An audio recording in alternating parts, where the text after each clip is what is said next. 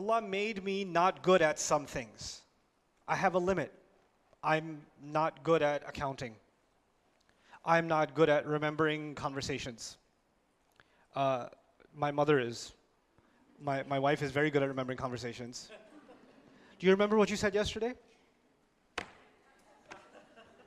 If I'm being honest, I don't even remember what I said 1 minute ago, if I'm being completely honest. Do you remember that game in 1992, the World Cup final? Yeah. Yeah, that was awesome. But do you remember what you said yesterday? Nope. I got nothing. There are some people that can remember some things, not remember other things. I'm good at creativity, not good at management. This is the thing. There are some people very good at organizing, but not very good at patience. Right? Happens? Usually organized people, very impatient people. It's the thing. All right? Because they see any chaos around them, they're like, you know. So here's the thing.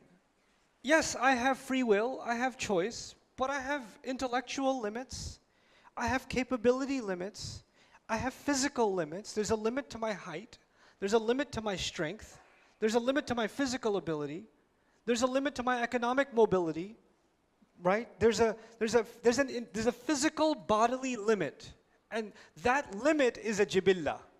You know, there's a saying in Old English, you can't grow out of your skin. You know what that means? You're made a certain way, and you need to know what you're capable of, and you also need to know your limits, right? If you're not designed to swim, Allah created you like a rock, and so you just bloop, you know. I had a friend who he could drown in 1 foot. It's a miracle from Allah that he could do that. We went to this place. He went on a slide. It was a kid slide. It was a slide. You could stand up on it, your knees won't even be wet. And he's like, like, what? Allah didn't make you for that, right? So there's the limit placed within our genetic makeup. There's siblings, some siblings super genius, super creative, super academic, and the other one super athlete, but don't ask him to study. Allah made 2 different jibillah, you understand? So there is this body that Allah gave us and this mind, these genetics that Allah gave us that are all different for all of us. The path that Allah chose, that He says He guided you to a path. The path He made was unique to you. And the path He made for me was unique to me. Based on my jibillah, physically, and outside of my jibillah, my environment. This is what psychology tells us. Human personality is made up of 2 things. It's made up of your genetics and it's made up of your environment. That's what modern psychology basically tells you, right? And Quran is also talking about how within that environment, like the hadith says, everybody was born on fitrah, parents make them Jews, Christians, and that's environment, isn't it? Right? So your environment and your genetics, within that, Allah gave you a path.